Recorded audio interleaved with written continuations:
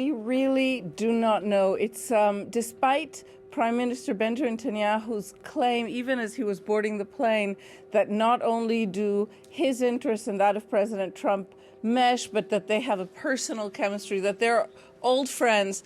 The truth is, this is a new administration. Donald Trump has shifted his interests, it appears, somewhat, and we just don't know. What we are beginning to understand is what Prime Minister Netanyahu hopes to get out of this visit to the White House. He's very proud that he's the first foreign leader to visit Donald Trump in the second term. Late last night, and with no significant announcement, Prime Minister Netanyahu canceled the planned negotiation that was supposed to take place today between Israel's negotiation team and that of Hamas in Doha, in the capital of Qatar. He then announced that he was basically firing the head of Israel's ceasefire negotiation team.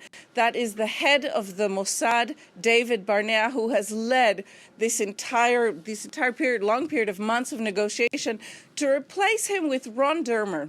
Ron Dermer's nickname in Israel is Bibi's Brain.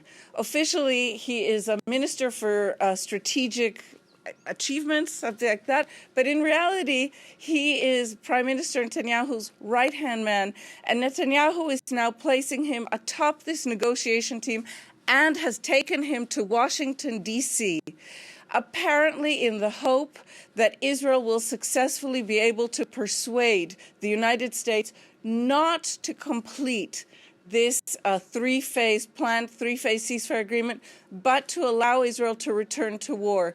We were told this very openly by one of Netanyahu's legislative allies, the Likud Knesset member Hanoch Milvitsky, who on a radio program earlier today said the aim of Prime Minister Netanyahu's trip to Washington is a return to war. As you can imagine, these events behind the scenes of this trip have aroused huge anxiety, huge concern, major worries among Israelis in general, but especially among the hostages' families who have sent their own delegation, their own representatives to Washington to try and meet themselves with Trump officials and oppose what they understand the Israeli Prime Minister is trying to get done in the United States this week. Now, we've just heard also that a criminal probe is being launched into Benjamin Netanyahu's wife. What more can you tell us about that?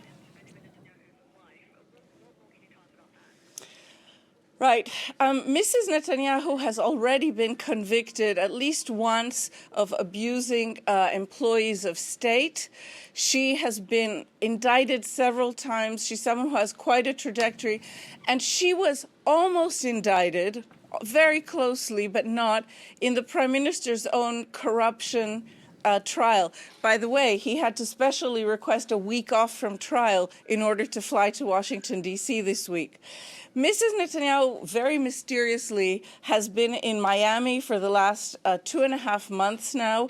There are rumors she may return to Israel with her husband, but today's announcement by the prosecutors that following a television investigation into, again, her malfeasance with state funds and state employees, that they're opening a formal criminal investigation, that we're all watching to see if that may end up changing her plans.